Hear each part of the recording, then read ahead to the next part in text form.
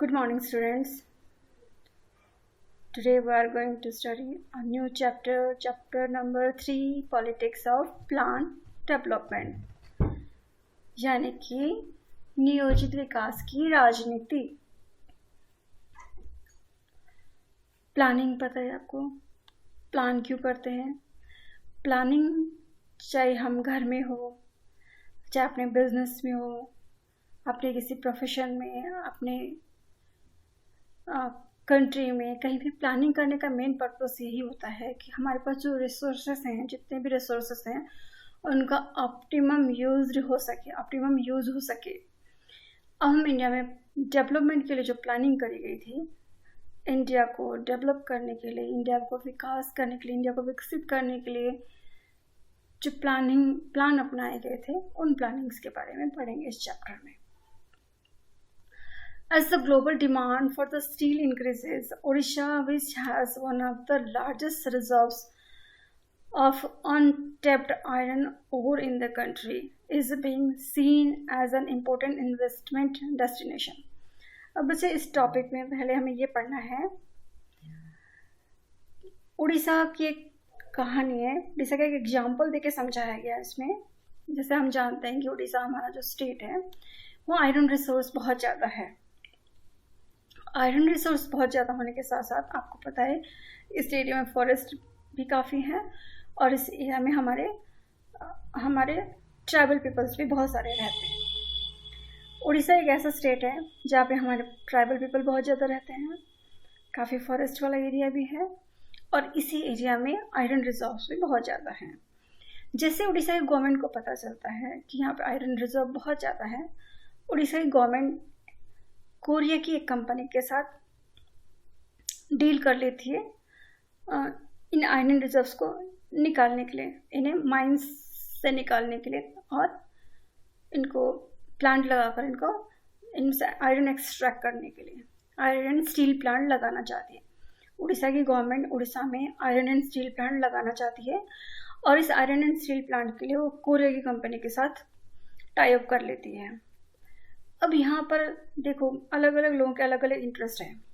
Orissa government को लगता है अगर उड़ीसा से जितना ज़्यादा मात्रा में आयरन प्रोडक्शन होगा उड़ीसा के लिए उतना ही बेटर होगा, क्योंकि सरकार के पास रेवेन्यू आएगा और सरकार को ये भी लगता है कि इससे जो लोगों को जॉब मिलेगी, जॉब अपॉर्चुनिटी बढ़ेगी। कुछ लोग को लग रहा है कि हाँ जॉब मिलेगी, उन्हें भी ठीक लगा कि हाँ भाई यहाँ पे कुछ काम शुरू होगा तो जॉब मिलेगी। अपने देश के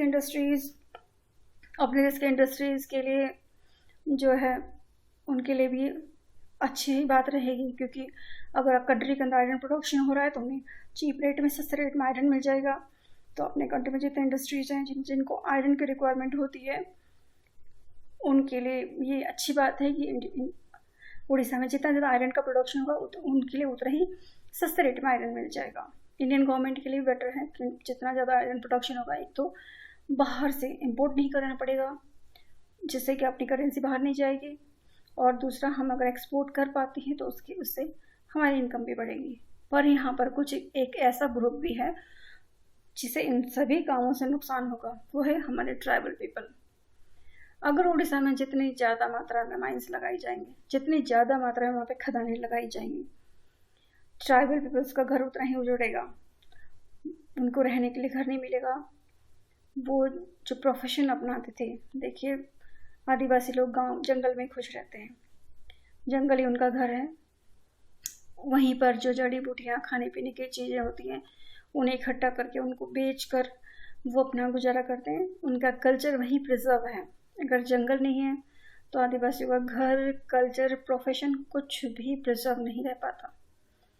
तो यहाँ पर जहाँ सब खुश हैं, उड़ीसा गवर्नमेंट खुश है, इंडियन गवर्नमेंट खुश है, इंडस्ट्रियलिस्ट खुश हैं और जो पैसा इन्वेस्ट कर रहे हैं वो लोग खुश हैं, जिन्हें जॉब मिलने की संभावना है वो खुश हैं। पर ट्राइबल पीपल खुश नहीं है क्योंकि उनका सब कुछ छीना जा रहा है यहाँ पर।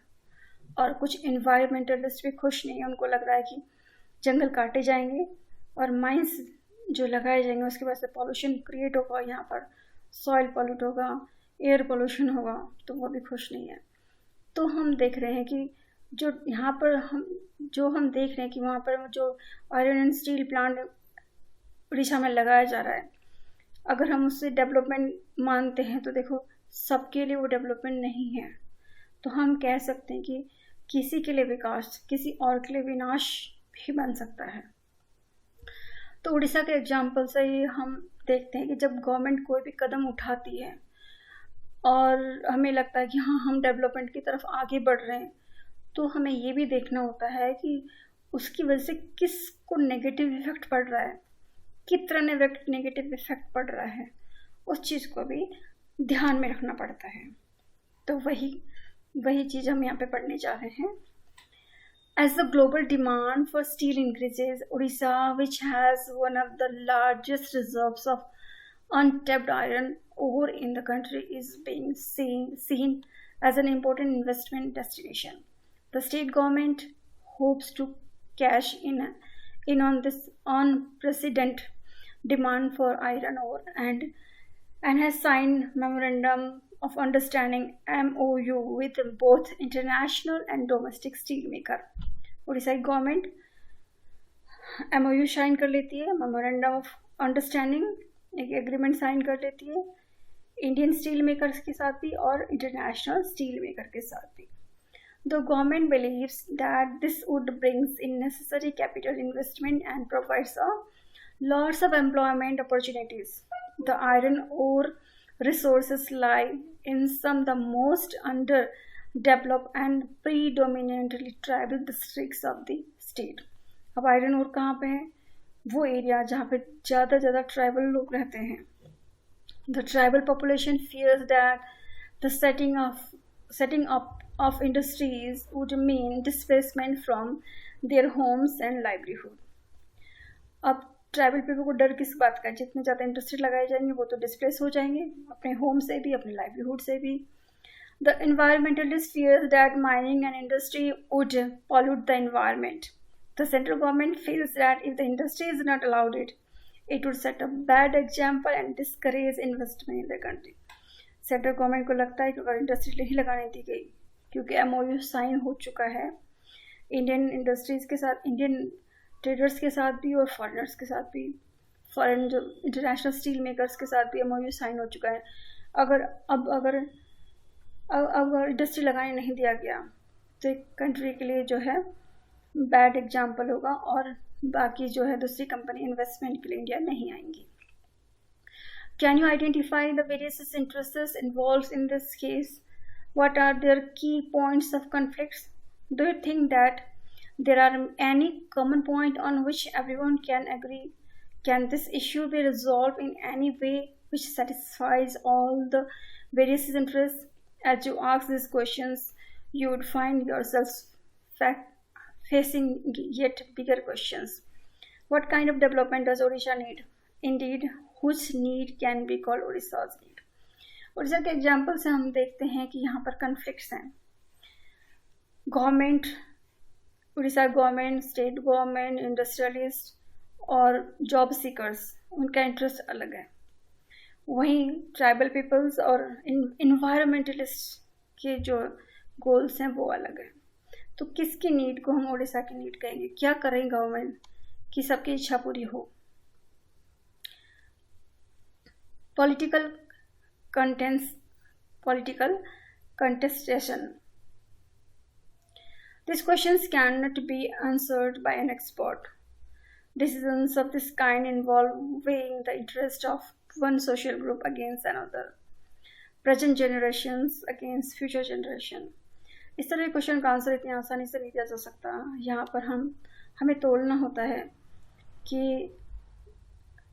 क्या हम प्रेजेंट जनरेशन की नीड को पूरी कर रहे हैं, तो फ्यूचर जनरेशन का क्या होगा. यानी कि हमें दोनों को अगर हम किसी भी डेवलपमेंट के किसी प्रोजेक्ट के बारे में सोचते हैं तो तराजू की एक तरफ हमें प्रेजेंट जनरेशन और एक तरफ हमारे फ्यूचर जनरेशन को रख के देखना होगा कि जो हम कर रहे हैं क्या दोनों के बीच में बैलेंस हो पाएगा, कि हम जो डेवलपमेंट प्रोजेक्ट्स ला रहे हैं उससे हमारी प्रेजेंट जनरेशन के साथ साथ फ्यूचर जनरेशन की नीड भी पूरी होगी. तो तराजू बैलेंस होना बहुत ज़रूरी है.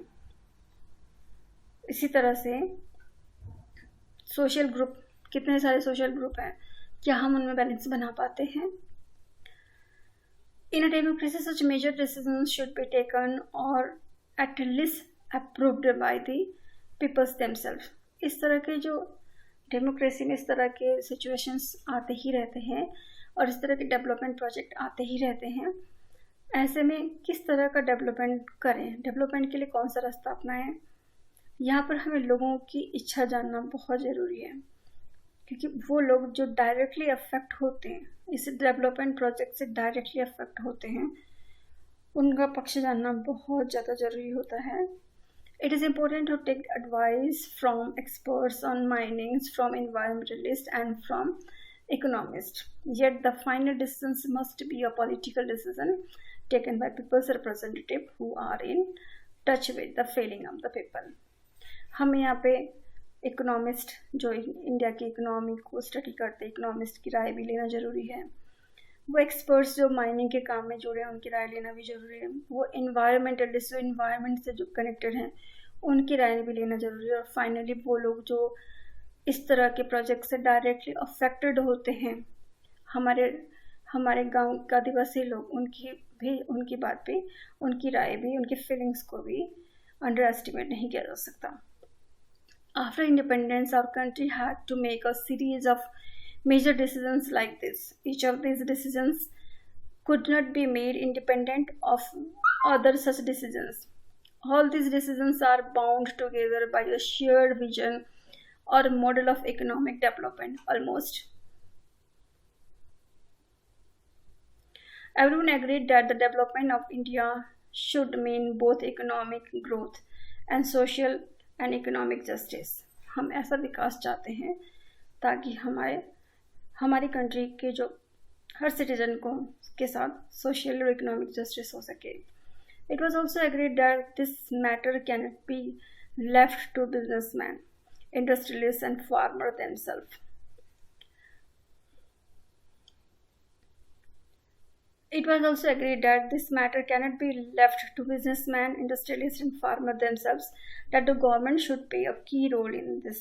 इस तरह के जो डेवलपमेंट प्रोजेक्ट हैं, हम इंडस्ट्रियलिस्ट के भरोसे नहीं छोड़ सकते, या बिजनेसमैन के भरोसे नहीं छोड़ सकते, या फार्मर के भरोसे ही नहीं छोड़ा जा सकता। यहाँ पे गवर्नमेंट को बहुत ही इम्पोर्टेंट रोल प्ले करना होता है। सरकार यहाँ बिजनेसमैन, इंडस्ट्रियलिस्ट या फार्मर के भरोसे इस तरह के डेवलपमेंट प्रोजेक्ट को नहीं छोड़ सकती है। There are disagreements, however, on the kind of role that the government must play in ensuring growth with justice.